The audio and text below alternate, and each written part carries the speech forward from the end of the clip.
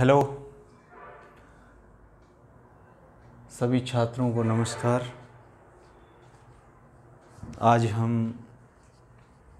Muscles वाले chapter को ही आगे बढ़ाते हैं और देखते हैं कि उसका जो रेस्ट ऑफ टॉपिक था मसल कॉन्ट्रैक्शन, उसको आज हम पढ़ेंगे और इस यूनिट को कंप्लीट करेंगे। इसमें हम देखते हैं कि साहब किस तरह से मसल कॉन्ट्रैक्शन होता है और इसके बारे में किसने बताया। तो सबसे पहले बात आती है कि जो आज हम पढ़ने वाले हैं वो पढ़ने वाले हैं sliding filament theory. Sliding filament theory यानी विसर्पण तंतु सिद्धांत। और ये जो थियरी थी वो किसके द्वारा दी गई? Postulated by Hanson and Huxley. 1955 टू 1968। तो आज की जो हमारी ये मसल कॉन्ट्रैक्शन वाला हम पार्ट पढ़ रहे हैं यानी कि पेशी संकुचन की क्रियाविधि, तो उसमें हम पढ़ेंगे sliding filament theory which is given by Hanson and Huxley. तो पेशी किस तरह से संकुचन करती है, तो इसके लिए आपने पेशी की स्ट्रक्चर देखी थी और उसमें दो तरह के बैंड देखे थे। एक बैंड को आपने ए बैंड कहा था और दूसरे बैंड को आपने आई बैंड कहा था। आई बैंड, ये जो आप देख रहे हो ये आई बैंड है और ये जो देख रहे हो यहाँ पर ये ए बैंड है। और आई बैंड के बीच में एक लाइन देखी थी आपने, इस लाइन को आपने जेड लाइन कहा था, जिससे कि क्राउसेस मेम्ब्रेन भी कहा था आपने। तो दो क्रमागत जेड लाइनों के बीच की दूरी यानी यहाँ जेड लाइन 1 है और यहाँ 2 है, इन दोनों के बीच की दूरी को आपने पेशी प्लाज्म की जो पेशी कोशिका होती है उसकी स्ट्रक्चरल एंड फंक्शनल यूनिट कहा था और उसका नाम था सार्कोमियर। यह हम देखे थे। इसमें हमने ये भी देखा था कि साहब ए बैंड जो है वो डार्क बैंड है और डार्क बैंड यानी अनआइसोट्रोपिक बैंड है, जिसमें कि दोनों तरह की प्रोटीन मिलती है, एक्टिन एंड मायोसिन। जबकि आई बैंड की जो फिलामेंट है वो केवल मेडअप है एक्टिन प्रोटीन से, तो इसमें दोनों प्रकार की प्रोटीन मिलेगी। अच्छा, ये हमने देख लिया था कि यहाँ पर जो ए बैंड है इसके बीच में जो क्षेत्र था उस बीच वाले क्षेत्र को आपने एच जोन कहा था, हैंसन जोन कहा था। और ये जो एच जोन है इसके बीच में एक एम लाइन हुआ करती थी। तो ये मैंने एक जो है मसल के स्ट्रक्चर को यहाँ डिनोट किया है और यहाँ मैंने 3 स्टेप लिखे हैं। पहला स्टेप देख रहे हो आप, दूसरा स्टेप देख रहे हो और ये तीसरा स्टेप देख रहे हो। इन तीनों स्टेप में आप देखते जा रहे हो कि इसकी साइज़ बड़ी थी, इसकी साइज़ छोटी हो गई और इसकी सबसे छोटी हो गई। इसमें एक चीज़ ज़रूर आप नोट कीजिए कि जो ए बैंड है इसकी जो लंबाई है इसमें कोई अंतर नहीं आया। देखिए ये यहाँ पे भी इतनी थी और इस वाले डायग्राम में भी इतनी है और इस वाले में भी इतनी है। तो वास्तव में कौन जो है जिसकी की लंबाई कम ज़्यादा हो रही है? यहाँ देखिए आप, जेड लाइन यहाँ पे थी, फिर जेड लाइन यहाँ पे आ गई और फिर जेड लाइन तो गायब ही हो गई साहब, अंदर घुस गई। यानी ये किसके अंदर आ गई? ये आ गई आपके जो थिक फिलामेंट थे मायोसिन एंड एक्टिन से मेडअप ए बैंड वाले। तो ये 3 स्टेप मैंने दिखाए हैं। सबसे पहले ये समझिए कि भाई ये जो हमारी मसल्स जो है कॉन्ट्रैक्ट करेगी या पेशी संकुचन करेगी, तो उसके लिए वो कौन से स्टेप्स होंगे जिससे कि हमारी मसल्स को ये ट्रिगर मिले कि वो भाई संकुचित उसको होना है या नहीं होना। तो देखिए इसके लिए 4 जो हैं स्टेप हैं। सबसे पहला जो स्टेप है पेशी संकुचन का वो है एक्साइटेशन। एक्साइटेशन का मतलब क्या होता है? उत्तेजन होता है। तो सबसे पहले जो है हमारी मसल्स को कोई उत्तेजन या स्टिमुलेशन मिलना चाहिए जिससे कि वो एक्टिव हो और उसको कॉन्ट्रैक्ट करना पड़े। तो हमारी जो मांसपेशियां हैं, जो पेशी कोशिका है, उसमें सबसे पहला जो है वो होना चाहिए उत्तेजन। और उत्तेजन के लिए आप क्या देखेंगे? उत्तेजन के लिए आपको ये मालूम होना चाहिए कि पेशी जो है उसमें न्यूरोमस्कुलर एक ट्रांसमीटर या जिसको मैं कहूँ कि तंत्रिका प्रेसी जैसा रसायन होता है, वैसे ही इसको भी कोई ट्रिगर चाहिए जो कि सिनेप्टिक विदर से निकलेगा। और वो फॉर एग्जांपल जैसे मैं लिखता हूँ एसिटिल कोलिन, एसिटिल कोलिन, ये एक जो है वो रसायन है जो कि किसी पेशी को एक्साइट करेगा। तो सबसे पहले किसी भी मांसपेशी को सिकुड़ने के लिए उत्तेजन अवस्था में आना पड़ता है, और उत्तेजन अवस्था में जब ही आएगा जब उसको कोई स्टिमुलेशन मिलेगा। स्टिमुलेशन मिलेगा तो उस समय पेशी की क्या कंडीशन रहेगी, जनरल वे में, यानी जो विराम अवस्था होती है, विराम अवस्था या रेस्टिंग फेज जो होती है, उसमें पेशी जो होती है, पेशी जो है बाहर से तो पॉजिटिव होती है, यानी सोडियम आयंस की काफ़ी मात्रा होती है, और भीतर से वो क्या होती है, भीतर से नेगेटिव होती है, यानी ऋणावेश से भरपूर होती है। तो ये साधारण अवस्था की बात हुई। लेकिन जैसे ही इसको एक्साइटेशन मिलेगा तो इसकी जो पोलैरिटी है वो चेंज हो जाएगी, और पोलैरिटी चेंज होगी तो इसके साथ में पेशी में बहुत सारे क्षयरूपण होंगे। तो हम स्टेज नंबर 2 पे चले जाएंगे, और स्टेज नंबर 2 है उसको हम बोलेंगे एक्साइटेशन कॉन्ट्रैक्शन कपलिंग। दूसरा स्टेप कौन सा आएगा हमारा, एक्साइटेशन कॉन्ट्रैक्शन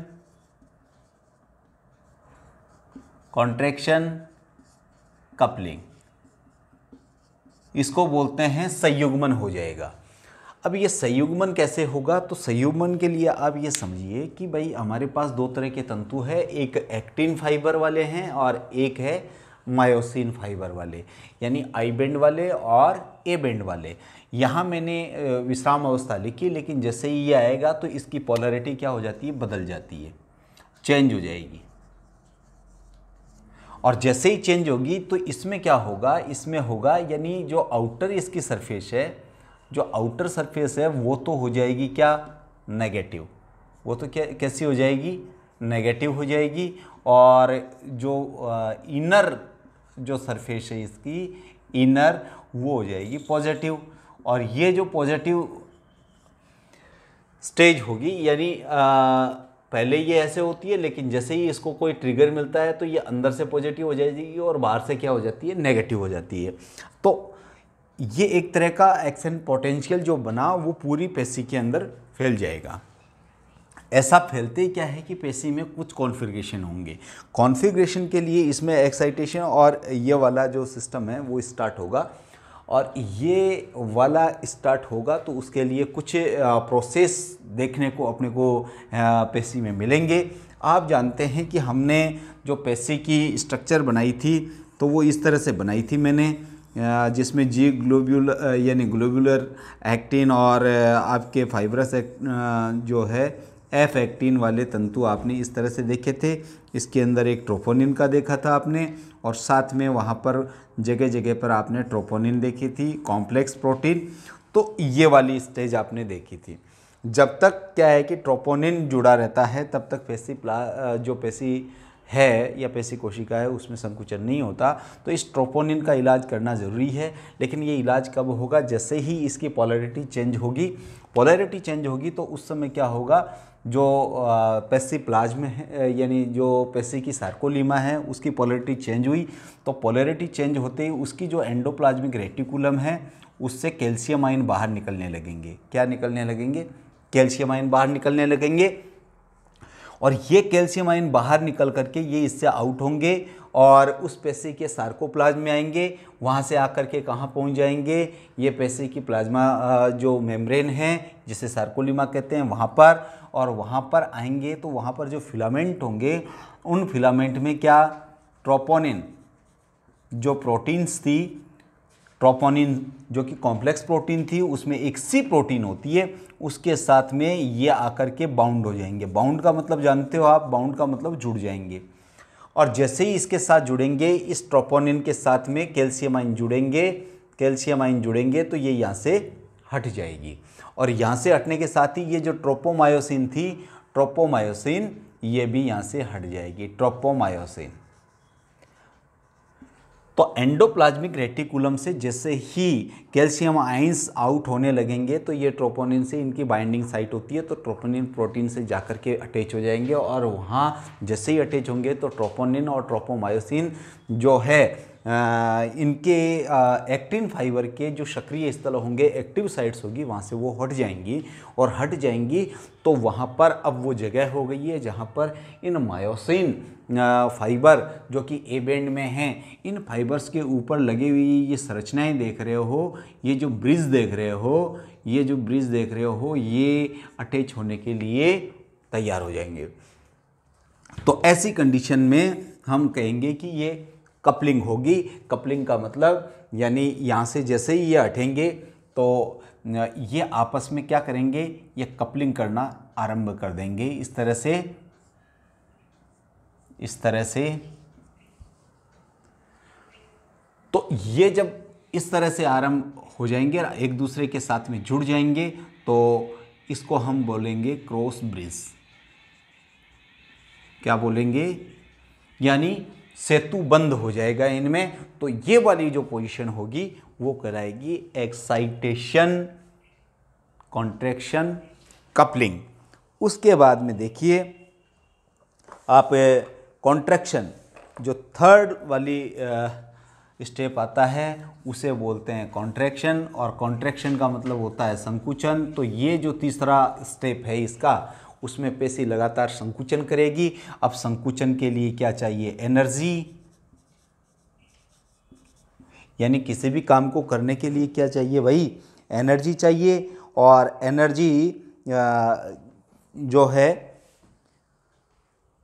कहाँ से मिलेगी, एटीपी से। और एटीपी कहाँ पे है, जो ये एक्टिव साइट है एक्टिन तंतुओं के पास में, वहाँ पर एटीपी होगी। और एटीपी जहाँ है उसके पास में मायोसिन जो प्रोटीन होगा, मायोसिन प्रोटीन, और उसका हेड जो है, उसका जो हेड रीजन है, वहाँ पर आपने एक जो है एंजाइम देखा था जो कि एटीपी एज था। ये एटीपी एज क्या है, इसके साथ आएगा और बनाएगा क्या, एडीपी प्लस इनऑर्गेनिक फॉस्फेट बना देगा। और इससे जो एनर्जी रिलीज होगी वो एनर्जी काम में किसके आएगी, वो आएगी एक्टिन और मायोसिन फिलामेंट के बीच में सेतु के निर्माण में। तो ये इस तरह से सेतु बनेंगे। और ये सेतु बनेंगे जब तक एक्साइटेशन यानी स्टिमुलेशन या न्यूरोमस्कुलर जो ट्रांसमीटर्स हैं वो एसिटिलकोलिन हैं, या फिर मैं कहूँ ये पोलैरिटी, जब तक बाहर एंडोप्लाज्मिक रेटिकुलम से आउट कैल्शियम आयन होते रहेंगे तब तक ये प्रोसेस चलता रहेगा। और इस प्रोसेस के दौरान जो आई बैंड है वो अंदर की तरफ चलता जाएगा। ए बैंड जो है इसकी लंबाई पर कोई चेंज नहीं होगा, no change in length of myosin filament. तो ये जो आई बैंड है ये अंदर की तरफ खिंचता चला जाएगा, क्योंकि यहाँ पर क्या बन जाएंगे, क्रॉस ब्रिज बन जाएंगे। और ये जो क्रॉस ब्रिज है एक्टिव साइट जो थी किसकी, एक्टिव साइट थी आपके मायोसिन फिलामेंट, एक्टिन फिलामेंट की। वहाँ पर इसका मायोसिन फिलामेंट पर जो लगे हुए ये ब्रिज हैं, ये सेतु हैं, ये जुड़ जाएंगे और इस तरह से एक स्ट्रक्चर बनाएंगे। तो ये इस प्रोसेस के थ्रू होगा और ये तब तक जारी रहेगा जब तक कि स्टिमुलेशन इसको मिल रहा है। ऐसी कंडीशन में क्या होगा, एक समय ऐसा आएगा कि पूरी जेड लाइन जो है गायब हो जाएगी, या मैं कहूँ आई बैंड जो है पूरी तरह से इसमें बंद हो जाएगा, लुप्त हो जाएगा, डिसअपियर हो जाएगा। और ये डिसअपियरेंस का मतलब ये है कि भाई कैपेसिटी बहुत ज़्यादा संकुचन कर रही है, तो आई बैंड है और जेड लाइन है वो अंदर तक इसके फिलामेंट चले जाएंगे और एक दूसरे के ऊपर ओवरलैप भी हो सकते हैं। लेकिन इस समय जो ए बैंड के फाइबर है, जो एक्टिन मायोसिन फिलामेंट से बने हुए ए बैंड वाला जो स्ट्रक्चर है, उसकी लेंथ में कोई परिवर्तन नहीं आएगा, न ये कम होगा न ये बढ़ेगा। लेकिन आई बैंड की जो तंतु है वो लंबाई में घटेंगे। तो देखिए ये एक रेस्टिंग फेज में पेशी थी, लेकिन जब इसने संकुचन आरंभ करना किया तो देखिए ये थर्ड स्टेज में किस तरह से आ गई। तो मैंने एक एक स्टेप करके इसको समझाया है और ये तब तक जारी रहेगा जब तक कि कैल्शियम आयन एंडोप्लाज्मिक रेटिकुलम से बाहर निकलते रहेंगे और आकर के ट्रोपोनिन और ट्रोपोमायोसिन दोनों को वहाँ से हटाते रहेंगे। तो इनकी एक्टिव साइट एक्टिन फाइबर्स की जो है फ्री रहेगी और जब active site of actin fibre filaments जो है उसके ऊपर वो फ्री है तो वहाँ पर जो मायोसिन फिलामेंट है उनके ऊपर अंगुली नुमा जो उभार है, फिंगर लाइक प्रोजेक्शंस हैं, जो ब्रिजेस हैं, वो क्या है उनके साथ में जुड़ जाएगा और ये अपनी तरफ अंदर की तरफ अंगुलियों के मुड़ने की तरफ इस तरह से इसको खींचेगा ऐसे। तो ऐसे खींचने से क्या होगा, ये जो आई बेंड है वो अंदर की तरफ खिंचता चला जाएगा और खिंचता चला जाने के लिए जो एनर्जी मिलेगी वो किससे मिलेगी, एटीपी से मिलेगी। और जो अंतिम जो स्टेज आएगी इसकी, तो अंतिम स्टेज को आप जानते हैं अब क्या कह सकते हैं हम, अंतिम स्टेज को हम रिलैक्सेशन कहेंगे। और रिलैक्सेशन जो स्टेज है, रिलैक्सेशन का मतलब आप जानते हैं, रिलैक्सेशन का मतलब होता है शिथिलन, यानी जब न्यूरोट्रांसमीटर या स्टिमुलेशन ख़त्म हो जाएगा तो ऐसी कंडीशन में क्या होगा, जो कैल्शियम आयन थे वो वापस से एंडोप्लाज्मिक रेटिकुलम जिसे कि सार्कोप्लाज्मिक रेटिकुलम है उसमें जाकर के पैक हो जाएंगे। और जैसे ही ये पैक होंगे तो जो आपकी पेसिलेमा है जिसे कि सार्कोलीमा आप कह रहे हो, इस सार्कोलीमा की जो पोलैरिटी है वो चेंज हो जाएगी और चेंज होगी तो जो बाहर की ओर ये वापस से पॉजिटिव हो जाएगी, अंदर की तरफ फिर से नेगेटिव हो जाएगी। और इस सार्कोलीमा पे जो एक्टिन फाइबर थे उनके ऊपर बाउंड कर जाएगी ट्रोपोनिन प्लस ट्रोपोमायोसिन, ये दोनों प्रोटीन वापस से क्या होगी, वहाँ पर बाउंड हो जाएगी, जुड़ जाएगी। और जुड़ने की वजह से एक्टिव साइट फ्री नहीं रह पाएगी, वापस से वो क्लोज हो जाएगी। और जब वो क्लोज हो जाएगी तो एक्टिन और मायोसिन फाइबर आपस में जुड़ नहीं पाएंगे। तो इस तरह की जो कंडीशंस होगी तो उसमें पेशी जो है रिलैक्स करना बंद कर देगी, उस अवस्था को हम शिथिलन अवस्था कहेंगे। तो कुल मिलाकर के स्लाइडिंग फिलामेंट थ्योरी जो कि हैंसन और हेक्सले के थ्रू डिस्कवर की गई और उसको एक्सप्लेन किया गया, उसमें हमने ये देखा कि स्लाइडिंग इसलिए कहते हैं क्योंकि पतले जो तंतु होते हैं यानी एक्टिन तंतु वो मोटे तंतुओं पर फिसलते हैं अंदर की तरफ, जिसकी वजह से क्या है कि पेशी संकुचन दिखाती है। और ये तभी दिखाएगी जब इसको कोई ट्रिगर मिलेगा, स्टिमुलेशन मिलेगा। और स्टिमुलेशन जैसे ही मिलेगा कैल्शियम आयन रिलीज होंगे एंडोप्लाज्मिक रेटिकुलम से, और एंडोप्लाज्मिक रेटिकुलम से जब बाहर निकलेंगे तो जाकर के जुड़ जाएंगे कहाँ पर, ट्रोपोनिन सी से।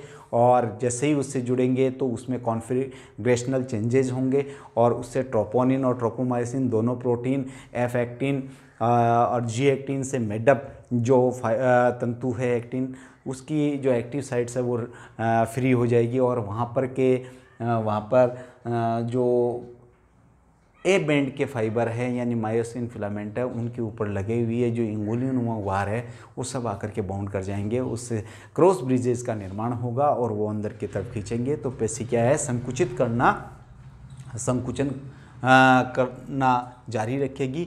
तो इस तरह से आप 4 स्टेप में स्लाइडिंग फिलामेंट थियरी को जो कि हैंसन और एक्सले के थ्रू दी गई है उसको समझा सकते हैं और विद द डायग्राम बता सकते हैं। इसमें ध्यान यही रखना है कि आरंभ में आपको जो सार्कोलीमा है उसे आपको बाहर से पॉजिटिव और अंदर की तरफ नेगेटिव, लेकिन जैसे ही उसमें संकुचन की प्रक्रिया आरंभ होगी, कैल्शियम आयन रिलीज होने लगेंगे तो अंदर की तरफ सार्कोलीमा क्या हो जाएगी, पॉजिटिव, और बाहर की तरफ क्या होगी, नेगेटिव। और इस तरह से एक एक्शन पोटेंशियल बनेगा और ये एक्शन पोटेंशियल पूरी मसल फिलामेंट में फैल जाएगा और उसके लिए कॉन्ट्रैक्शन के लिए जो एनर्जी चाहिए वो एटीपी के रूप में होगी। और एटीपी का जो सोर्स है वो पेशियों में मिलने वाला ग्लूकोज और ग्लाइकोजन है, और साथ में जो लाल पेशियाँ होती है उसमें मायोग्लोबिन नाम का एक अपने को मिलता है, तो उससे भी क्या है कि एटीपी का सोर्स होता है।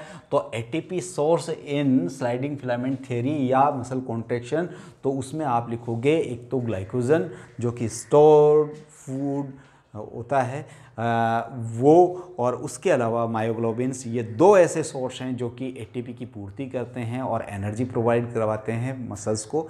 और मसल्स अगर कंटिन्यूसली बहुत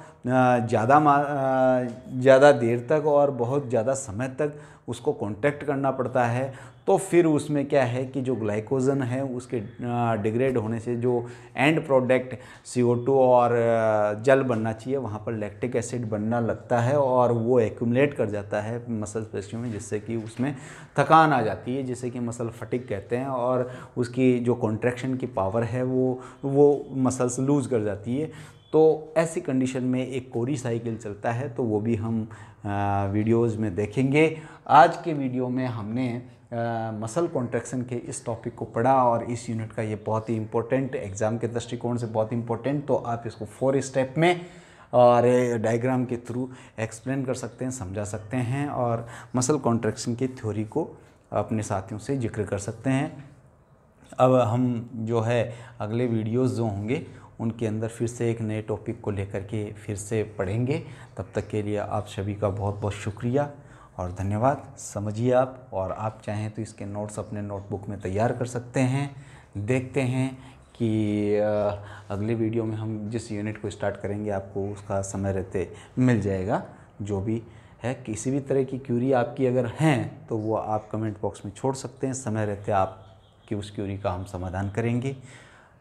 बहुत बहुत धन्यवाद, शुक्रिया।